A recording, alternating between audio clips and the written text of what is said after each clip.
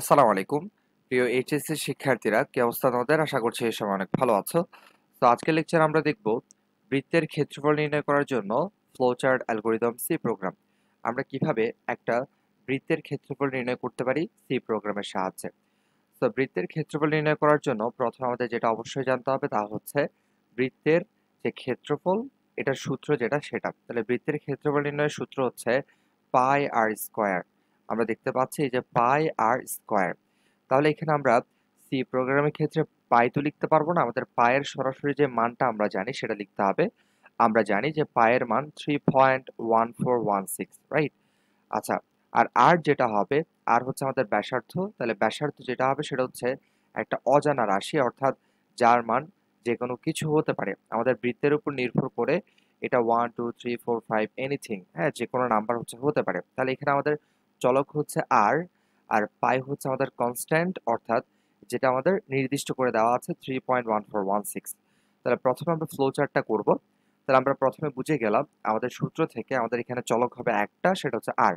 তাহলে ফ্লো চার্টের ক্ষেত্রে আমরা শুরু করলাম ডিম্বাকৃতির চিহ্ন দিয়ে স্টার্ট, এরপর আমরা অ্যারো চিহ্ন দিলাম, এরপর আমরা সামান্তরিক দিয়ে হচ্ছে ইনপুটটা নিয়ে নিব। আমাদের ইনপুট হচ্ছে শুধুমাত্র আর।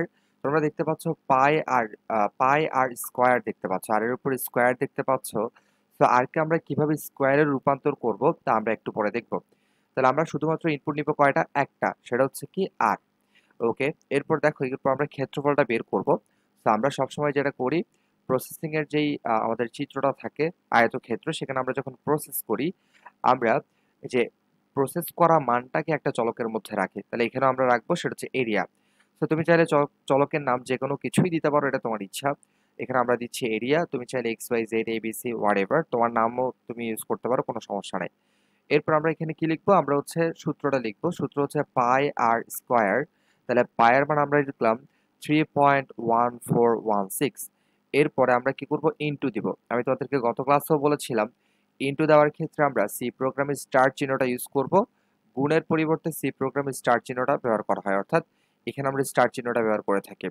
যেহেতু দেখো আমাদের আছে পাই আর স্কোয়ার, অর্থাৎ আর যেহেতু দুইটা, স্কোয়ার মানে কয়টা আর? দুইটা আর। তাহলে এই ক্ষেত্রে আমাদের যেটা করতে হবে, আর ইনটু আর লিখতে হবে। তোমার যদি ধরো তোমার আর আমাদের আর এর উপর ধরো পাওয়ার আছে কিউব, মানে আমরা এক্সাম্পল স্বরূপ বলতেছি আর কি, যদি আর এর উপর কিউব পাওয়ার থাকতো তাহলে আমাদের কয়টা আর গুণ করতে হতো? তিনটা আর, অর্থাৎ আর ইনটু আর ইনটু আর। তার মানে যতটা পাওয়ার থাকবে, উপরে যত পাওয়ার থাকবে, তুমি ওই চলকটাকে ততবার গুণ করবা, সিম্পল। ওকে, তাহলে আমরা এটাকে প্রসেস করে আমরা কি করব? প্রসেস করা মানটাকে নতুন একটা চলকের মধ্যে রাখবো, সেটা হচ্ছে এরিয়া। ওকে, এরপর আমরা কি করব? আমাদের এরিয়া যেটা আউটপুট যেটা সেটা আমরা প্রিন্ট করব। সো ইনপুট এবং আউটপুটের জন্য আমরা সামান্তরিক চিহ্নটা ব্যবহার করে থাকি। ওকে, তাহলে আমরা কি করলাম? প্রিন্ট করলাম। এখানে তোমরা চাইলে আউটপুট এরিয়া লিখতে পারো, কোনো সমস্যা নাই। এরপর আমরা আমাদের প্রোগ্রামটা শেষ করলাম। তাহলে প্রোগ্রাম শেষ করার জন্য আমরা কি করব? স্টপ চিহ্নটা ইউজ করব। তারপর আমরা দ্বিতীয় যে বিষয়টা মনে রাখবো তা হচ্ছে, সবসময় মনে রাখবা এই চিত্রগুলোর ফ্লোটা তোমার দেখাতে হবে অ্যারো চিহ্ন দিয়ে। প্রত্যেকটা যে একটার পর একটা এটা অ্যারো চিহ্ন দিয়ে তোমার শো করতে হবে। অলরাইট, এখন আমরা এটার অ্যালগোরিদমটা করে ফেলি। তাহলে প্রথমে আমরা কি করি? প্রোগ্রাম শুরু করি। তারপর আমরা ইনপুট হিসেবে আর এর মান গ্রহণ করি, অথবা আর এর মান ইনপুট নিই, এটাও লেখা যায়, আর এর মান ইনপুট নিই। ওকে, এরপর আমরা আমাদের যে সূত্রটা সেটা হুবহু হচ্ছে এখানে লিখবো। এখানে যদিও লিখছে পাই আর স্কোয়ারের মান নির্ণয় করি, তোমরা এটা না লিখে সম্পূর্ণ কি করবে, এই যে এখানে আমরা যা লিখলাম, আর এরিয়া ইকুয়াল 3.1416 ইন্টু আর, এটা সম্পূর্ণ এখানে কপি পেস্ট করে লিখবা এর মান নির্ণয় করি, অথবা এটা নির্ণয় করি, সিম্পল। এরপর আমরা ধাপ 4 এ কি করব? আমাদের যেটা মান আসবে ক্যালকুলেশন করার পরে, যেটাকে আমরা এরিয়া চলকের মধ্যে রাখবো, সেটাকে আমরা কি করব? ছাপাবো বা প্রিন্ট করব। তাহলে এরিয়া এর মান ছাপাই বা প্রিন্ট করি, ঠিক আছে? এরপর সর্বশেষে আমরা প্রোগ্রাম শেষ করি। এই ছিল আমাদের অ্যালগোরিদম এবং ফ্লো চার্ট। সো যদি কোনো কিছু না বুঝো অবশ্যই তোমরা কমেন্টে আমাকে জিজ্ঞেস করতে পারো, আমি পরবর্তী ক্লাসে তোমাদেরকে এটা বুঝিয়ে দিব।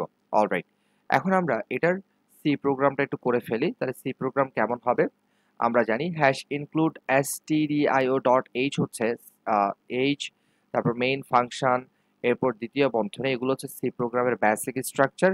আমরা যতগুলো কোড করব সবগুলো এই দ্বিতীয় বন্ধনীর মধ্যেই করব। তাহলে আমরা প্রথম যে কাজটা করি সেটা হচ্ছে আমাদের ভ্যারিয়েবলগুলো ডিক্লেয়ার করি। তাহলে তুমি একটু খেয়াল করলে দেখতে পাবে আমাদের অ্যালগোরিদম এবং ফ্লো চার্টে যদি খেয়াল করো তাহলে দেখতে পাচ্ছ এখানে টোটাল দুইটা চলক আছে। একটা চলক হচ্ছে আর, আর একটা চলক হচ্ছে এরিয়া। এরিয়া হচ্ছে কিসের চলক? এরিয়া হচ্ছে ওই যে আমাদের আউটপুটের চলক, অর্থাৎ আমরা ক্যালকুলেশন করে যে মানটা আমরা পাবো সেটা এরিয়া চলকের মধ্যে রাখবো, যেটাকে আমরা প্রিন্ট করছি পরে। তো আমরা এখানে টোটাল চলক পাচ্ছি দুইটা। তাহলে আমাদের প্রথম যে লাইনটা সেটা হচ্ছে ভ্যারিয়েবল ডিক্লেয়ার করতে হবে, ভ্যারিয়েবলের বাংলা হচ্ছে চলক। আমরা এখন কি করব, আমাদের মানগুলোকে আমাদের চলকগুলোকে হচ্ছে ডিক্লেয়ার করে দিব। তাহলে আমি এখানে ফ্লোট টাইপের ডাটা নিয়ে হচ্ছে ডিক্লেয়ার করব, FLOAT। ফ্লোট মানে হচ্ছে আমাদের যে ভ্যারিয়েবলগুলো সেগুলো হচ্ছে ভগ্নাংশ হতে পারবে, আবার পূর্ণ সংখ্যাও হতে পারবে, ঠিক আছে? 3.5 বা 12.26 এরকম ভগ্নাংশ হতে পারবে, অথবা পূর্ণ সংখ্যাও হতে পারবে, 1 2 3 এরকমও হতে পারবে। তাহলে আমরা এখন হচ্ছে এখানে কি করব, ফ্লোট আমরা একটা চলক দিলাম আর, আরেকটা চলক আমাদের আছে সেটা হচ্ছে কি এরিয়া। আর হচ্ছে আমাদের এরিয়া, যেহেতু ওখানে বড় সামনের হচ্ছে তোমার কি ছিল, এটা ক্যাপিটাল ছিল, আমি এখানে ক্যাপিটাল দিলাম, নো প্রবলেম। ওকে, চলকের মান যেভাবে লিখতে হয়, অর্থাৎ চলক আমরা যেভাবে করে লিখি সেই নিয়মগুলো ফলো করলেই হবে। ওকে, তাহলে আমরা ফ্লোচার্ট এবং অ্যালগরিদমের ক্ষেত্রে কিন্তু আমাদের যে এরিয়াটা বা আউটপুটের যে চলক সেটা আমরা শুধুমাত্র প্রসেসিং এর লাইনেই লিখি। এই যে এখানে ধাপ যে প্রসেস আমরা করি সেখানে লিখি, এবং ফ্লোচার্টও প্রসেসিং এর যে চিত্রটা সেখানে লিখি। বাট সি প্রোগ্রামের ক্ষেত্রে হচ্ছে আমাদের শুরুতেই ডিক্লেয়ার করতে হবে, ঠিক আছে? ওকে, এখন আমরা কি করব, আমরা এখন ইনপুটগুলো নিয়ে নিব। তাহলে স্ক্যান এফ ফাংশনটা আমরা ব্যবহার করব। এরপর আমরা দিলাম প্রথম ফার্স্ট ব্র্যাকেট। এরপর এখন আমরা কি করব, এটা ডাবল কোটেশন দেব। আমাদের ইনপুট কয়টা বলো তো? ইনপুট হচ্ছে একটা, এই যে শুধুমাত্র আর। তাহলে যেহেতু একটা ইনপুট, ব্যাসার্ধ তো একটাই থাকবে, তাই না? যেহেতু একটা ইনপুট, তাহলে ফ্লোটের জন্য আমাদের এখানে ফরম্যাট স্পেসিফায়ার বা ফ্লোটের জন্য একটা ইনপুটের জন্য আমরা ইউজ করি পার্সন এফ। কয়টা? একটা। ওকে, দুইটা ইনপুট থাকলে দুইটা পার্সন এফ, তিনটা ইনপুট থাকলে তিনটা পার্সন এফ, যেহেতু আমরা ফ্লোট নিয়ে কাজ করতেছি। ওকে, এরপর আমরা এরপর ডাবল কোটেশনের পরে কমা দিব। তারপর আমাদের ইনপুটটাকে আমাদের মেমোরিতে স্টোর করতে হবে, তার জন্য আমরা স্ক্যানএফ এ যেটা করি, স্ক্যানএফ ফাংশনের মধ্যে, সরি এখানে স্ক্যানের পরে এফ দিতে হবে। স্ক্যানএফ ফাংশনের মধ্যে এরপর আমরা যেটা করি সেটা হচ্ছে ডাবল কোটেশনের পরে কমা দিব, তারপর এম্পারসেন্ট অর্থাৎ অ্যান্ড চিহ্ন যেটা আছে, অ্যান্ড এই যে এই চিহ্নটা, এটা দিয়ে হচ্ছে আমরা আমাদের ইনপুট যেটা ইনপুট হচ্ছে কি আর, সেটাকে আমরা কি করবো, আমাদের মেমোরিতে স্টোর করব। অর্থাৎ এখন আমরা মেমোরিতে মানটাকে রাখবো, যে মানটা আমাদের ইউজার আমাদের প্রোগ্রামে দিবে আর কি। অলরাইট, আচ্ছা এখন আমরা ইনপুট নিয়ে ফেললাম। ইনপুট নেওয়ার পরে যে ইনপুটটা আমাদেরকে দিবে সেটা আমরা মেমোরিতে সংরক্ষণও করলাম।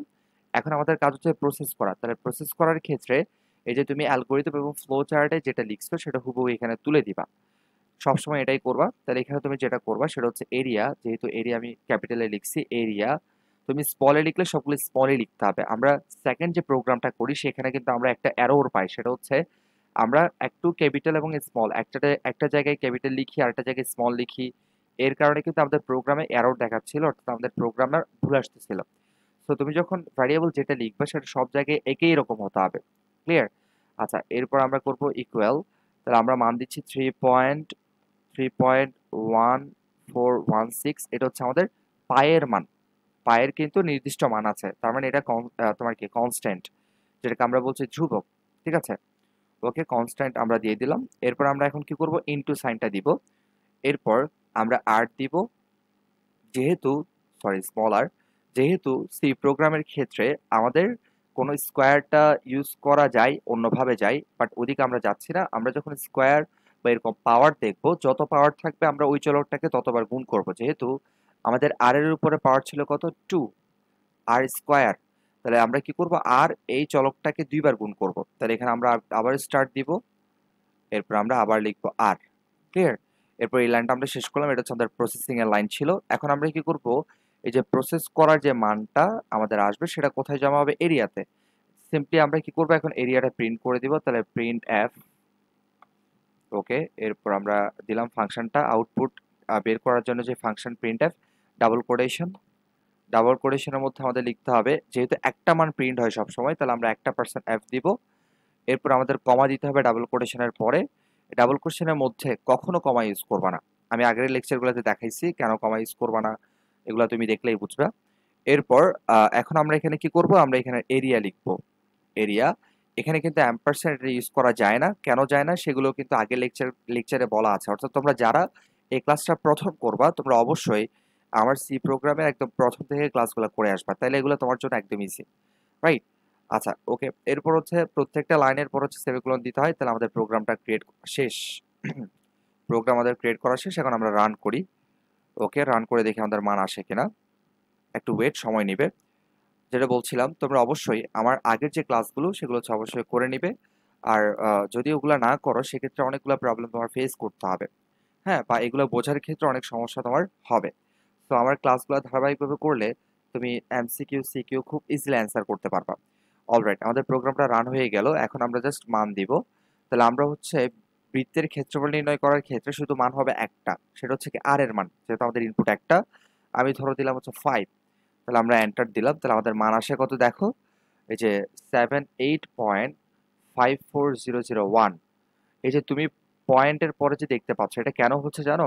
পয়েন্টের পরে বা ভগ্নাংশ এরকম আমাদের অ্যান্সার আসতেছে এই জন্যই, কারণ আমাদের ডাটাগুলো হচ্ছে ভগ্নাংশ, ফ্লোট টাইপের ডাটা। এই যে ফ্লোট টাইপ, যদি তুমি ফ্লোট না দিয়ে ইন্টিজার দিতে তাহলে তোমার মানের পরে এগুলো আসতো না, অর্থাৎ পয়েন্ট, এই যে পয়েন্টের পরে যা দেখতে পাচ্ছ ভগ্নাংশ, এগুলো কিন্তু আসতো না।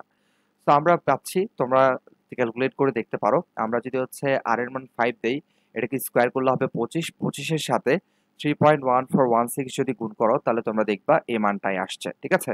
তো আশা করি তোমাদের কাছে এটা ক্লিয়ার। কোনো প্রবলেম থাকলে, কোনো কিছু জানার থাকলে অবশ্যই হচ্ছে তোমরা কমেন্টে জিজ্ঞেস করবে, এবং আমার চ্যানেলটা সাবস্ক্রাইব করে রাখবে, ফ্রেন্ডদেরকে শেয়ার করে রাখবে, যাদের যদি হচ্ছে তাদের প্রয়োজন হয়, যাতে করে হচ্ছে তারা ক্লাসগুলো দেখতে পারে। তো পরবর্তী ক্লাস আবারও দেখা হবে। আল্লাহ হাফেজ, আসসালামু আলাইকুম।